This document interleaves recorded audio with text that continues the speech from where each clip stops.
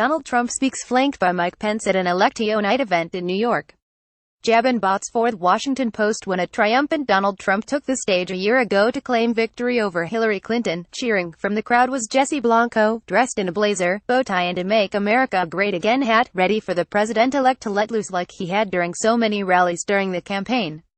But a very different politician showed up than the one who shocked the globe with his politically incorrect and unapologetic campaign.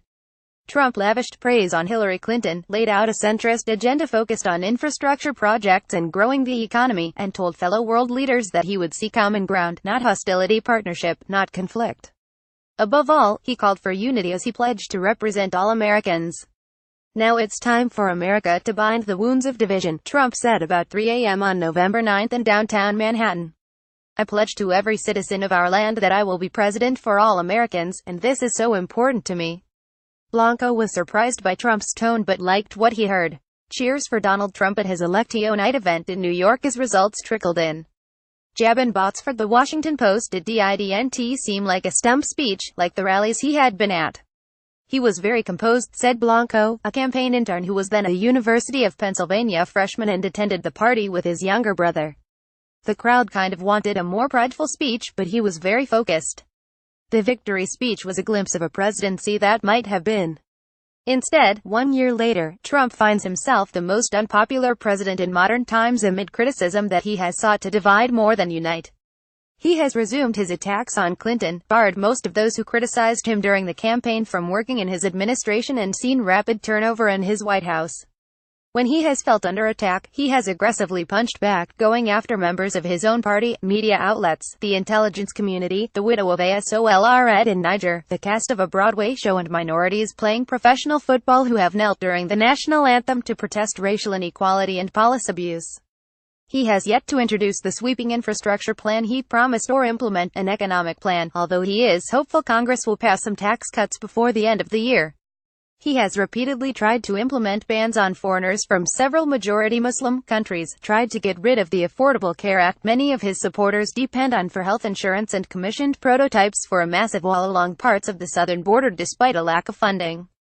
Blanco wasn't the only one thinking Trump's victory speech was a sign he would be different as president than he was as a candidate. A cake on display at the election night event in New York. Jabin BotsfordThe Washington Post. "I remember thinking maybe, just maybe, all of the people who have been saying that he will change were right," said Trump skeptic Andrew Weinstein, who attended a gathering of Never-Trumpers at Lincoln Restaurant in Washington on election night. "Maybe, just maybe he's going to heed their wise counsel." Weinstein, a former Republican staffer on Capitol Hill and now the head of a public relations firm, said Trump should have followed his victory speech by announcing he was closing his Twitter account, reaching out to Republicans who had opposed him on the campaign trail, and working across party lines to launch an ambitious infrastructure plan. "He could have done all of those things out of the gate," he said. "If he could have taken some simple steps like that, he could have changed the course of his presidency." Instead, Weinstein said, Trump has validated many of the concerns he and others raised during the campaign about the former real estate developer's fitness for office. He compared the president and his party to the fable of the scorpion and the turtle who are crossing a river together when the scorpion stings the turtle, causing them both to drown. "That's his nature," Weinstein said of Trump. "He can't help but sting." More than 700 miles west of Manhattan in the small Indiana city of Hammond, Carol Kitchens woke up at 4 a.m. the day after the election to prepare for work in a middle school cafeteria and learn Trump won. She quickly searched for his speech. "I applauded that he held out an olive branch," said Kitchens, an independent who voted for Barack Obama twice and then for Trump. "The American people really want that." Kitchens, like many people who voted for the president, is disappointed in the Trump presidency so far but blames Congress for the lack of progress. She said she voted for Trump because she wanted to see a major change in Washington. "But the Republicans and the Democrats are playing the same games that they always play," Kitchens said. "I'm really disappointed." She cheered the passage of the Affordable Care Act in the memory of her daughter, who was diagnosed with cancer in high school, was kicked off her parents' health insurance plan when she turned 18 and then couldn't easily get insurance because she had a pre-existing condition. She was surprised when Trump and Republicans followed through on their promise to repeal the healthcare law without composing a comparable replacement. If they really truly thought anything about their constituents, about the people who put them in office, they would fine-tune it, not get rid of it, she said. Kitchen said Trump appears to be learning more about the presidency and politics in Washington each day, and she wishes his opponents and the media would stop nitpicking him. She's hopeful Trump can once again hold out an olive branch like he did in his victory speech. I am very hopeful for the United States. I am very hopeful for Donald Trump's presidency, Kitchen said. I'm not expecting miracles, but I am expecting changes. Congress needs to get their act together and do something. After Trump's victory party in Manhattan ended, Blanco caught a 6 a.m. train back to Philadelphia so he could make it to his early morning classes. He was exhausted but energized by the unexpected victory he witnessed. It was a historical night, he said. It was amazing to be there. It was the strangest thing. I had never seen campus so quiet or muted, said Blanco, now a sophomore who is studying political science, when he returned to school.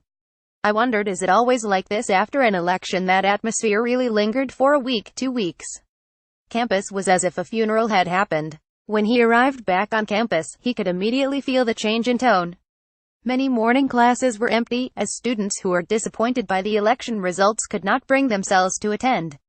He knew there wasn't much support for Trump on campus, but he was stunned to see campus grind to a halt.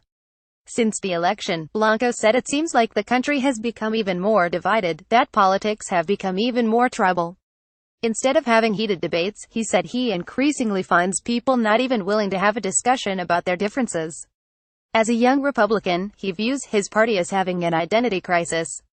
While he celebrated the appointment of Neil M. Gorsuch to the Supreme Court, new anti-lobbying rules for Trump administration staffers, and the healthy economy, he's frustrated that Republicans can't come together to pass legislation and that the president often gets too carried away on Twitter. But he's still hopeful the president is constantly learning more about the job and can steer his tenure toward the vision he laid out on election night. He really has to hold true to his words, Blanco said, and work on behalf of all Americans. Scott Clement contributed to this story.